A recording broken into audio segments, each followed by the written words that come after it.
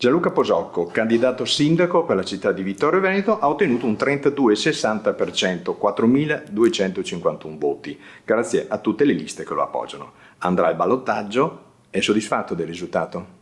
Sì, è stato un buon risultato che premia la squadra, premia tutte le persone delle tre liste che tanto hanno corso per me. Un calo nell'affluenza al voto, come lo spiega? Ma per mille motivi. A Vittorio Veneto la gente in generale non ha capito cosa è successo nelle candidature dei sindaci, poi anche un po' il primo weekend con scuole chiuse e quindi la gente veramente ha preferito un attimo rilassarsi e andare altrove. Giovanni Braido, uno degli sconfitti di queste elezioni, in questi giorni ha dichiarato sui quotidiani locali che voterà per Bagliana e non quell'altro. Come l'ha presa questa sua posizione? Beh, me l'aspettavo, non mi ha veramente creato nessun problema perché il modo arrogante di porsi nel dire quell'altro già qualifica una persona, quindi preferisco avere tanti voti ma di persone per bene. Per il ballottaggio ci sono in vista apparentamenti con qualche lista? No, non ho intenzione di fare nessun apparentamento, pur rispettando il lavoro svolto dalle altre liste e l'impegno che ci hanno messo. Su un quotidiano ha fatto una serie di nomi che dovrebbero far parte della giunta. Conferma questi nomi o ci saranno dei cambiamenti? La mia intenzione era di far capire all'elettore che abbiamo una squadra con persone veramente di alta qualità professionale. Ho fatto dei nomi come esempi, poi sono stati riportati in una certa maniera. Logicamente la squadra verrà costruita parlando con le tre liste, perché al di là di quelli che andranno in consiglio comunale ci sono anche persone che magari non hanno ricevuto i voti e sono persone veramente che possono dare tanto alla città.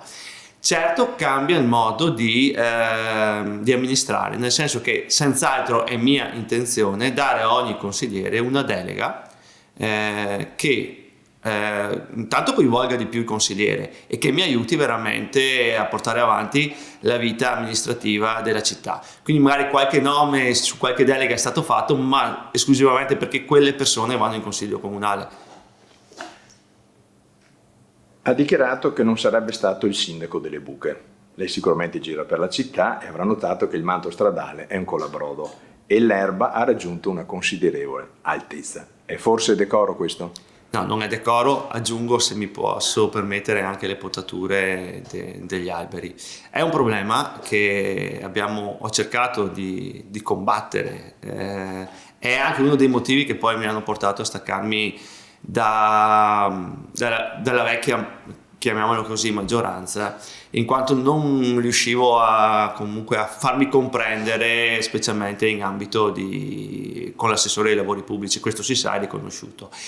Ho parlato che non sarò l'assessore alle buche, diciamo, perché il sindaco delle buche, perché per me quella è manutenzione ordinaria che deve essere per forza fatta. Abbiamo una situazione in certe strade veramente assurda e critica, ma a livelli poi dell'erba alta e poi delle potature. Ci sono delle vie tipo via Paravicini in cui mi creda, abbiamo cercato di intervenire nell'ufficio tecnico dei 2 anni, sia io ma anche il Presidente del Consiglio Sant'Antonio, e non siamo mai stati ascoltati. Quindi sono le prime cose che andranno fatte. So il motivo per cui non sono state fatte e so anche come intervenire per sistemare la cosa. Se dovesse diventare sindaco, quali sono le 3 priorità che affronterà da subito? 3 priorità da subito. Beh, innanzitutto ho detto che voglio ripristinare diciamo, le convenzioni con le associazioni che tanto si danno da fare per la città, e sono 2 anni che non riescono a intervenire in certi luoghi pubblici perché non hanno la convenzione. Secondo, voglio far partire immediatamente i lavori su via Roma e via Martiri della Libertà, e senz'altro con la variazione di bilancio mettere i soldi per il restauro della Fontana del Cardinale e partire con i lavori di Ceneda e la biblioteca. La ringrazio di aver accettato questo incontro, le faccio i migliori auguri, ha ancora un minuto per l'appello al voto. Cari cittadini, votate Gianluca Posocco, perché oltre a votare un sindaco che ha tanta energia e tanta voglia di far bene questa città, è circondato da una squadra unita, compatta, fatta di persone di alta qualità professionale che senz'altro sapranno dare tanto a questa città. La differenza tra me e l'altro candidato è proprio il valore della squadra. Quindi andate a votare e votate per piacere Gianluca Posocco. Grazie.